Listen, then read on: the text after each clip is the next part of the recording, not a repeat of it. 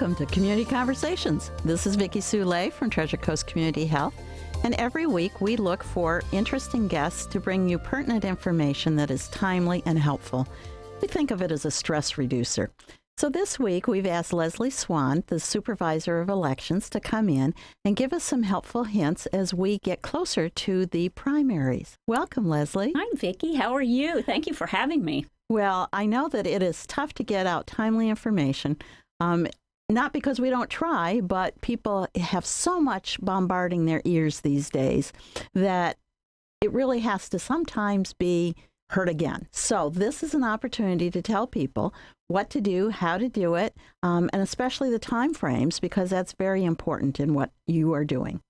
Yes, well, this year is a gubernatorial election year, and we start off with the primary election, which will be held on August 28th. Here in Indian River County and throughout the state. And the first deadline that's coming up is to register to vote. In the state of Florida, you have to register 29 days before an election to be eligible to vote in that election. So July 30th is the deadline to register.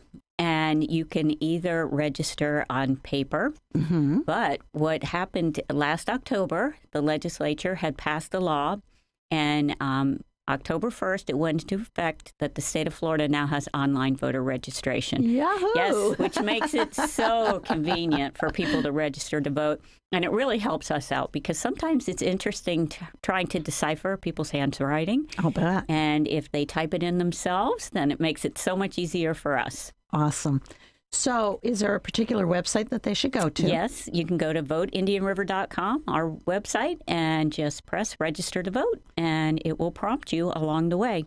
And that date is also July 30th, the last day to change your party affiliation. Most important. Yes, it is important because Florida is a closed primary state. Now, that's not how every state in the country operates, but here in Florida, you have to be registered for a party to vote in that party's primary election.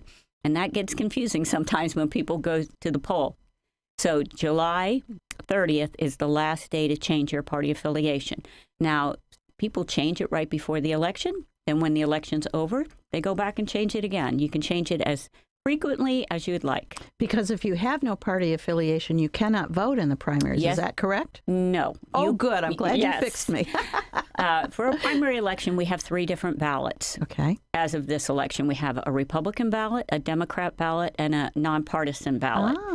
And actually, all 3 ballots are going to have the school board races. We have 3 seats up for school board, and we have multiple candidates in those races. So that race, and also the county court judge, we have a race for District 2. And so there is going to be more than usual on the nonpartisan ballot. So I encourage everyone to turn out to vote. And actually, the last time we had an election, we had a libertarian ballot, which was the first time. Wow. So you brought some show and tell stuff. What did you bring us for visual aids? We are thrilled because we purchased a new voting system for the county last year. We've only used it once, and it was for the city of Vero Beach and the city of Sebastian elections for their municipal elections. So now it's the first time we're launching it countywide. We are still using a paper ballot, but the way you mark the ballot is so much easier. You fill in the oval. So people are used to taking standardized tests, so it's going to be very familiar. Okay. Our old equipment, you had to connect the 2 ends of the arrow, and I remember quite a few times people didn't understand it. And we received some interesting ballots back with markings on them. And also, so their vote counts. Just fill in the circle. Yes, yes. Awesome. And we also have a new piece of voting equipment for voters with disabilities. It is a touchscreen, which we utilized before, but this one prints out a paper ballot, which we didn't have before. Also, we can attach headphones, so if you're visually impaired, the ballot will be read to you. If you're in a wheelchair and use a sip and puff device or a rocker paddle device, all of those can be hooked up to this machine so anybody can vote unassisted. That is fantastic news.